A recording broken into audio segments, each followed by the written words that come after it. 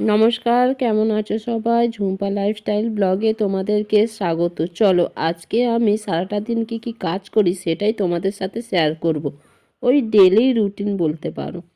তো সকালে উঠে আগে আমি ওই জানলাটা খুলে দিলাম ওই সাইডে, আর তারপর এই সাইডের জানলাটা খুলছি, পর্দাটা তুলে নিলাম, মশারিটাও তুলে নিয়েছি। এবার বিছানাটা পুরোটাই আমি ভালো করে গোছ করে নেব, আর বালিশগুলো জায়গা মতো গুছিয়ে রাখবো, ব্ল্যাঙ্কেটটাও ভাঁজ করে রেখে দেবো। তারপর দেখো চলে এসছে, আমি এখন একটু গরম জল বসিয়ে দিয়েছি, গরম জল আর হচ্ছে একটু জামা কাপড়গুলো কাচবো, তো গরম জল সেই জন্যই আমি বসিয়েছিলাম। এখন গরম জলটা বালতির মধ্যে ঢেলে নিয়েছি আর জামা কাপড়গুলো ভিজিয়ে দিচ্ছি, জামা কাপড়গুলো ভিজিয়ে দিচ্ছি। আর কয়েকটা যেটা বাসি নাইটি হয়েছে, তো সেইটা আজকে আর আমি সাবান জলে দেবো না, ওইটা আমি প্লেন জলে ধুয়ে নেব। তো এই কটা আমি কেচে নিচ্ছি সাবান জল করে, আর বাকি কয়েকটা আছে সেটা প্লেন জলে ধোবো, তাই আর এতে আর ভেজালাম না। চলো এইদিকের কাজটা হোক। এইদিকে আমি ঘরটা ভালো করে ঝাড়ু দিয়ে নিয়েছি, বিছানা তো গোছ হয়ে গেছে, আর এখন আমি ঘরটা মুছে নিচ্ছি। আর এখানে দেখতে পাচ্ছ দুটো নাইটি আছে, এই নাইটিগুলো আমি গতকাল ধুয়েছিলাম, তো এখনও শোকায়নি, যেহেতু বৃষ্টি হচ্ছিল আর স্যাঁত স্যাঁত করছে, তাই এইগুলো আমি একটু রোদে দেবো, আর এখানটায় রেখে দিলাম। তো ওইগুলো কেচে মিলবো, সাইডে যদি জায়গা থাকে তো তখন আমি এইগুলো ওই দড়িতে দিয়ে দেব। তো দেখো ঘরটা তো মোছা হয়ে গেল, আর এই বড় ঘরটা মোছার আগে ছোট ঘরটা মুছেছি, কারণ ছোট ঘরে ঠাকুর আছে, তাই আগে আমি ওই ঘরটাই মুছে নিই। তারপর দেখো বড় ঘরটা মুছেছি, বড় ঘর মোছার পরে এখন আবার বারান্দাটা মুছে নেব।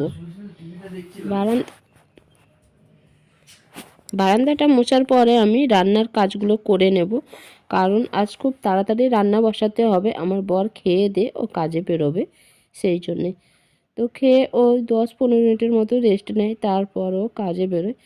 আর কি রান্না করব, তো একটু মাছের ঝাল করব, শুকনো শুকনো করে ফ্যাসা মাছ নিয়ে এসছে, আর একটু মুসুরির ডাল করব, আর একটু আলু ভাজা হলে মন্দ হয় না। তো যাই হোক এইসবই রান্না হবে। এখানে আমি মাছটা ধুয়ে নিয়েছি, আর এখন মাছে আমি নুন হলুদ মাখিয়ে নিচ্ছি। আর দেখো মাছের ওই মুন্ডুগুলো না কেটে বাদ দিয়ে দিয়েছে, যেখান থেকে মাছ এনেছে উনিই কেটে দিয়েছেন। তো এখন আমি মাছটা ভেজে নিচ্ছি, আর এক সাইডে ডাল বের করে বেশ ভালো করে ডালটা 2-4 বার ধুয়ে নেব। ওই পরিষ্কার করে না ধুলে ওই যে ডালের মধ্যে যখন ফেনা ভাবটা আসে না, তো কেমন লাগে। তো আজকে আবার আমি ডালটা আজ অন্যভাবে করব, এক ফোড়নে ওই মুসুরির ডালের মধ্যে কাঁচা পেঁয়াজ দেবো, কাঁচা লঙ্কা দেবো, আর ডালটা যখন দেবো তা প্রথমে আমি কড়াইতে তেল দেবো, তার মধ্যে শুকনো লঙ্কা আর একটু 5 ফোড়ন আর রসুন ফোড়ন দিয়ে আমি আজকে ডালটা এক ফোড়নে বসিয়ে দেবো। ওই ডালটা খেতে বেশ ভীষণ ভালো লাগে, তাই আমি এরকম করবো। তো বেশি বেশি করেই করব, যাতে এই ডালটা রাতেও একটু হয়ে যায়, আর রাত্রিরে একটু রুটি হবে আজ। তবে রুটির সাথে হয়তো একটু আলু ভাজাও চাই।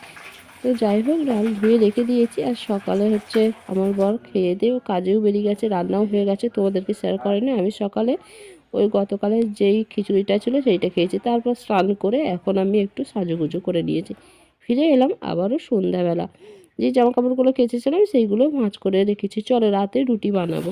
এখন রাত 10টার মতো বাজে, আর আমি এখন একটু আটা মেখে নিলাম। আটা ময়দা পাইল করে রুটি করলে বেশ রুটিটা ভালো লাগে খেতে, তবে আজকে আর আটা ময়দা পাইল করলাম না, শুধু আটারই রুটি বানাচ্ছি।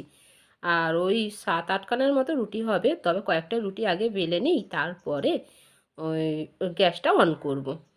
আর কয়েকটা একসাথে যদি আমি ভাজি তো তাড়াতাড়ি হবে, দুবারে হয়ে যাবে। ওই 3-4টে করে দিলে দুবারে হয়ে যাবে। তো আগে কয়েকটা বেলে রেখে দিই, আর এই যে এখন আমার কয়েকটা রুটি বেলা হয়ে গেছে, বাকিটা এইগুলো সেঁকে নেব যতক্ষণে, তো এইদিকে বেলে রাখা যাবে। চলো আজকের ব্লগটা এই অবধি। যদি তোমাদের আবার এই ব্লগটা ভালো লাগে তাহলে লাইক শেয়ার কমেন্ট সাবস্ক্রাইব করে দেবে। দেখা হবে পরের ব্লগে।